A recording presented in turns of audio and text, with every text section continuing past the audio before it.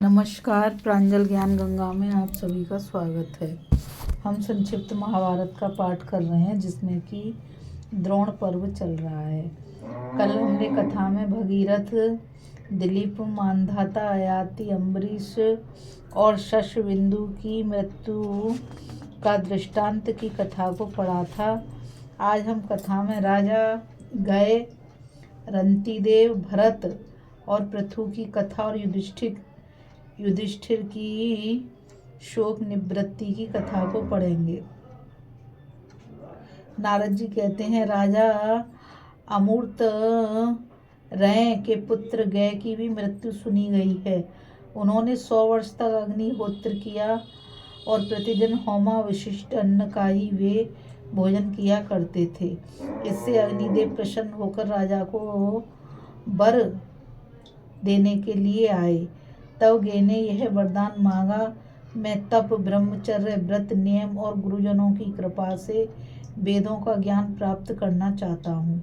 दूसरों को कष्ट पहुँचाए बिना अपने धर्म के अनुसार चलकर अक्षय धन पाना चाहता हूँ।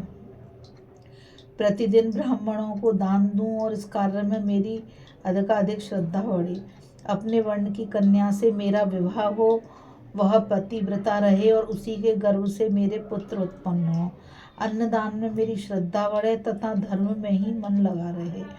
मेरे धर्म कार्य में कभी कोई विघ्न न आवे। ऐसा ही होगा। यह कहकर अग्निदेव अंतर ध्यान हो गए। राजा गय को उनकी सभी अविष्ट वस्तुएं प्राप्त हुई और उन्होंने धर्म से ही शत्रुओं पर विजय पाई। 100 वर्ष तक बड़ी श्रद्धा के साथ दर्श, पौर्णमास, आग्रणय तथा चातुर्मास आदि नाना प्रकार के यज्ञ किए और उनमें प्रचुर दक्षिणा दी। वे प्रतिदिन प्रातःकाल उठकर 1,60,000 गौ, 10,000 घोड़े तथा 1,00,000 अशर्फियाँ दान करते थे। उन्होंने अश्वमेध यज्ञ में मणिमय रेत वाली सोने की पृथ्वी बनाकर ब्राह्मणों को दान की थी। समुद्र, नदी, नद, वन, द्वीप, नगर, राष्ट्र, आकाश तथा स्वर्ग में जो नाना प्रकार के प्राणी रहते हैं, वे सब उस यज्ञ की संपत्ति से तृप्त होकर कहते थे, राजा गय के समान दूसरे किसी का यज्ञ नहीं हुआ है।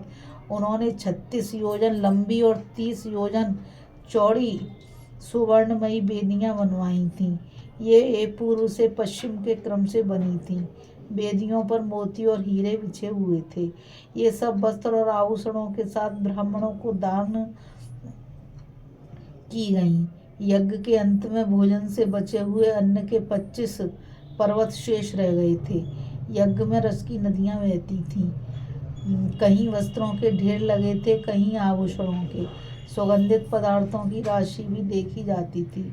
उस यज्ञ के प्रभाव से राजा गय तीनों लोकों में प्रसिद्ध हो गए। साथ ही पुण्य को अक्षय करने वाला अक्षयवट तथा पवित्र तीर्थ ब्रह्मशर भी उनके कारण विख्यात हो गए। संजय वे राजा गए तुमसे और तुम्हारे पुत्र से सर्वथा बढ़ चढ़कर थे। जब वे भी जीवित नहीं रह सके तो तुम भी पुत्र के लिए शोक क्यों करते हो? सुना है संस्कृति के पुत्र रत्नी देव भी जीवित नहीं रहे। उनके यहाँ 2 लाख रसोइये थे जो घर पर आए हुए अतिथि ब्राह्मणों को सुधा के समान मीठी, कच्ची और पक्की रसोई तैयार करके खिलाते थे। राजा रंतिदेव प्रत्येक पक्ष में सुवर्ण के साथ हजारों बैल दान करते थे। एक एक बैल के साथ 100-100 गौएं होती थीं। साथ ही 800 स्वर्ण मुद्राएं दी जाती थीं। इनके साथ यज्ञ और अग्निहोत्र के समान भी होते थे। ये नियम उन्होंने 100 वर्ष तक चलाया था। वे ऋषियों को कमंडल, घड़े, बटलोई, पिटर, शैया, आसन, सवारी, महल, मकान, वृक्ष तथा अन्न धन दिया करते थे। वे सब वस्तुएं सोने की होती थीं। रंति देव की यह अलौकिक समृद्धि देखकर प्राण वेत्ताओं ने इस प्रकार उनका यशोगान किया। हमने कुबेर के घरों में भी रंति देव के समान धन का भरा पूरा भंडार नहीं देखा। फिर मनुष्यों के यहाँ तो हो ही कैसे सकता है। उनके यहाँ जो कुछ था सब सोने का ही था उसे भी उन्होंने यज्ञ में ब्राह्मणों को दान कर दिया। उनके दिए हुए हव्य और कव्य को देवता तथा पितर प्रत्यक्ष ग्रहण करते हैं। ब्राह्मणों की सब कामनाएं उनके यहाँ पूर्ण होती हैं। संजय, वे भी तुमसे और तुम्हारे पुत्र से श्रेष्ठ हैं। जब उनकी भी मृत्यु हो गई तो तुम्हें अपने पुत्र के लिए शोक नहीं करना चाहिए। सुना है दुष्यंत के पुत्र भरत भी मृत्यु को प्राप्त हुए थे। भरत ने वन में रहकर बचपन में ही ऐसा पराक्रम दिखाया जो दूसरों के लिए कठिन है। वे जब बच्चे थे बड़े बड़े सिंह के बेग से दबाकर बांध लेते थे और उन्हें घसीटते रहते थे। अजगरों के दांत तोड़ देते थे और भागते हुए हाथियों के दांत पकड़कर उन्हें अपने वश में कर लेते थे। 100 सिंहों को एक साथ पकड़कर घसीटते थे। उन्हें सब जीवों का इस प्रकार दमन करते देख ब्राह्मणों ने उनका नाम सर्वदमन रख दिया। राजा भरत ने यमुना तट पर 100, सरस्वती के कुल पर 300 और गंगा के किनारे 400 अश्वमेध यज्ञ किए थे। तदंतर उन्होंने पुनः 1000 अश्वमेध और 100 राजसूय यज्ञ किए। उनमें उत्तम दक्षिणा दी गई। फिर अग्निष्टोम, अतिरात्र और विष्णुजीत याग करके 10 लाख वाजपेयी यज्ञों का अनुष्ठान किया। शकुंतला नंदन ने इन सब यज्ञों में ब्राह्मणों को बहुत सा धन देकर संतुष्ट किया। संजय, भरत भी तुमसे और तुम्हारे पुत्र से सर्वदा श्रेष्ठ थे। जब वे भी नहीं रहे तो तुम्हें अपने पुत्र के लिए संताप नहीं करना चाहिए। महर्षियों ने राजसूय यज्ञ में जिन्हें सम्राट पद पर अभिषिक्त किया था वे महाराज पृथु भी मृत्यु को प्राप्त हुए। उन्होंने बड़े यत्न से इस पृथ्वी को खेती के योग्य बनाकर प्रथित किया, इसलिए उनका नाम पृथु हो गया। पृथु के लिए यह पृथ्वी कामधेनु बन गई थी। इस पर बिना जोते ही खेती होती थी। उस समय सभी हुआ कामधेनु के समान थी। पत्ते पत्ते से मधु की वर्षा होती थी। कुश सुवर्ण में होते थे, साथ ही सुखद और कोमल भी, इसलिए प्रजा उनके ही वस्त्र बुनकर पहनती थी, उन्हीं पर शयन भी करती थी। वृक्षों के फल अमृत के समान मधुर और स्वादिष्ट होते थे। प्रजा इनका ही आहार करती थी। कोई भी भूखा नहीं रहता था। सभी निरोग थे, सभी की इच्छाएं पूर्ण होती थी और किसी को कहीं से भी भय नहीं था। इसलिए लोग अपनी रुचि के अनुसार पेड़ों के नीचे या गुफाओं में निवास करते थे। उस समय राष्ट्रों और नगरों का विभाग नहीं था। सभी मनुष्य सुखी, संतुष्ट और प्रसन्न थे। राजा पृथु जब समुद्र में यात्रा करते थे तो पानी थम जाता था और पर्वत उन्हें मार्ग दे देते थे। उनके रथ की ध्वजा कभी नहीं टूटी। एक बार उनके पास वनस्पति, पर्वत, देवता, असुर, मनुष्य, सर्प, सप्तऋषि, यक्ष, गंधर्व, अप्सरा तथा पितरों ने आकर कहा, महाराज आप ही हमारे सम्राट हैं। आप ही हमें कष्ट से बचाने वाले हैं तथा आप ही हमारे राजा, रक्षक और पिता हैं। आप हमें अभिष्ट वरदान दें जिससे हम लोग अनंत काल तक तृप्ति और सुख का अनुभव करें। यह सुनकर राजा ने कहा, ऐसा ही होगा। तदंतर राजा पृथु ने नाना प्रकार के यज्ञ किए और मनोवांछित भोगों के द्वारा समस्त प्राणियों की कामनाएं पूर्ण कर उन्हें तृप्त किया। पृथ्वी पर जो कुछ भी पदार्थ है उनके ही आकार के सुवर्ण के पदार्थ बनवाकर राजा ने अश्वमेध यज्ञ में उन्हें ब्राह्मणों को दान किया। उन्होंने 66,000 सोने के हाथी बनवाकर ब्राह्मणों को दान किए थे।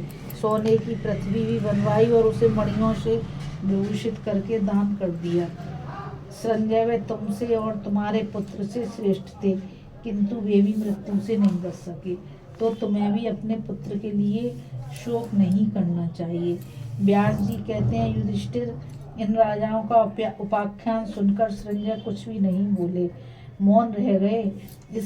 उसे इस प्रकार चुपचाप बैठे देख नारद जी ने कहा, राजन, मैंने जो कुछ कहा उसे सुना तुमने? कुछ समझ में आया तुम्हारी या नहीं? उसी प्रकार जैसे गलत आदमी से संबंध रखने वाले ब्राह्मण को श्राद्ध नहीं कराया जाता, उसी प्रकार मेरा यह सारा कहना व्यर्थ तो नहीं हो गया। उनके ऐसा कहने पर संजय ने हाथ जोड़कर कहा, मुने, प्राचीन राजर्षियों का यह उत्तम उपाख्यान सुनकर मेरा संपूर्ण शोक दूर हो गया।